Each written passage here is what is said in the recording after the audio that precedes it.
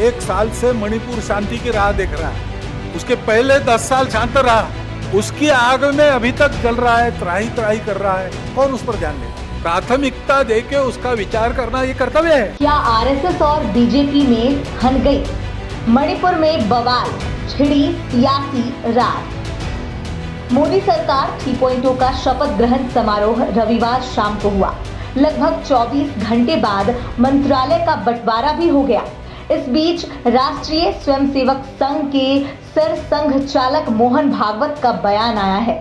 मोहन भागवत ने कहा है कि जनता ने जनादेश दिया है, सब कुछ उसी के अनुसार होगा।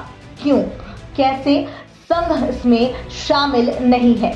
उन्होंने कहा, मणिपुर 1 साल से शांति की राह देख रहा है, प्राथमिकता से इस पर विचार करना होगा। चुनाव संपन्न हुए, उसके परिणाम भी आए, कल सरकार भी बन गई, ये सब हो गया, लेकिन उसकी चर्चा अभी तक चलती है। जो हुआ वो क्यों हुआ, कैसे हुआ, क्या हुआ, ये अपने देश के प्रजातांत्रिक तंत्र में प्रति 5 वर्ष होने वाली घटना है, होती है। उसके अपने नियम है, डायनेमिक्स है, उसके अनुसार होता है। अपने देश के संचालन के लिए कुछ निर्धारण करने वाला वो प्रसंग है, महत्वपूर्ण है, लेकिन हम चर्विचर्वण करते रहे, इतना महत्वपूर्ण क्यों है? समाज ने अपना मत दे दिया, उसके अनुसार सब होगा। क्यों, कैसे, इसमें संघ के हम लोग नहीं पढ़ते।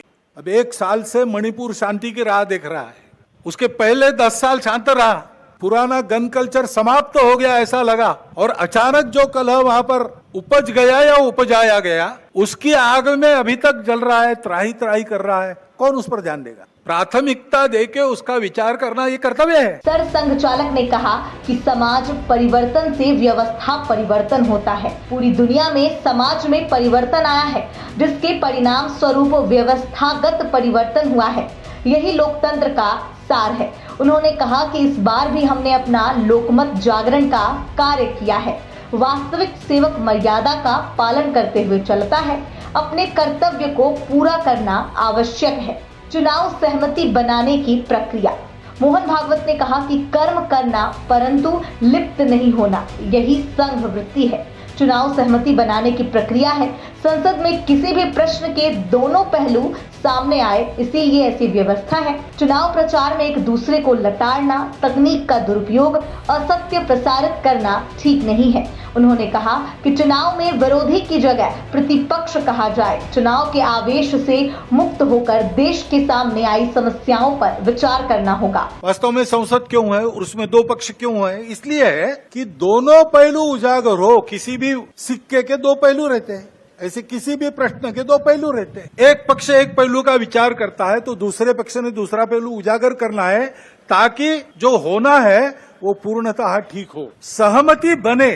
इसलिए संसद बनती है, लेकिन ऐसी सहमति बनना स्पर्धा करके आए लोगों में थोड़ा कठिन भी रहता है, और इसलिए हम बहुमति का आसरा लें। उसके लिए स्पर्धा चलती है। ये स्पर्धा है, कोई आपस का युद्ध तो है नहीं। जिस प्रकार ये बातें हुई, जिस प्रकार एक दूसरे को लताड़ना हुआ, जिस प्रकार प्रचार के दौरान हमारे करने से समाज में मनमुटाव बढ़ेगा, 2 गठ बटेंगे, आपस में शंका संशय उत्पन्न होगा, इसका भी ख्याल नहीं रखा गया, और विनाकारण संघ जैसे संगठनों को भी उसमें खींचा गया। टेक्नोलॉजी का सहारा करके असत्य बातें परोसी गई।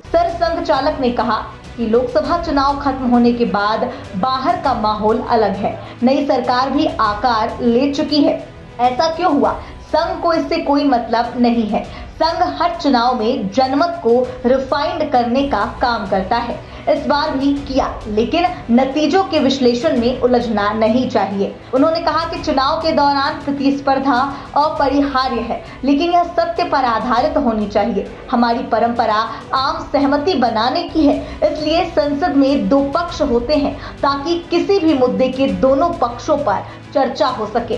हमने अर्थव्यवस्था, रक्षा रणनीति, खेल, संस्कृति, टेक्नोलॉजी आदि जैसे कई क्षेत्रों में प्रगति की है। इसका मतलब ये नहीं है कि हमने सभी चुनौतियों पर काबू पा लिया है। विद्या का उपयोग प्रबोधन करने के होता है, करने के लिए हो, लेकिन आधुनिक विद्या टेक्नोलॉजी का उपयोग असत्य परोसने के लिए किया गया। ऐसे से देश कैसे चलेगा भाई? आखिर सबको देश ही चलाना है। दो पक्ष है, विरोधी पक्ष कहते हैं, मैं प्रतिपक्ष कहते। वो विरोधी नहीं है, उसको विरोधी मानना भी नहीं चाहिए। वो प्रतिपक्ष है, वो एक पहलू उजागर कर रहा है, उसका भी विचार होना चाहिए। ऐसा जब चलना है तो चुनाव लड़ने में भी एक मर्यादा हो, उस मर्यादा का पालन नहीं हुआ, क्योंकि उसका पालन होना इसलिए आवश्यक है कि हमारे देश के सामने चुनौतियां समाप्त नहीं हुई। अब सरकार बन गई, वही सरकार फिर से आ गई, एनडीए। अब ये ठीक है, पिछले 10 वर्षों में बहुत कुछ अच्छा हुआ। आर्थिक हमारी स्थिति, आधुनिक दुनिया जिन मानकों को मानती है, जिसके आधार पर आर्थिक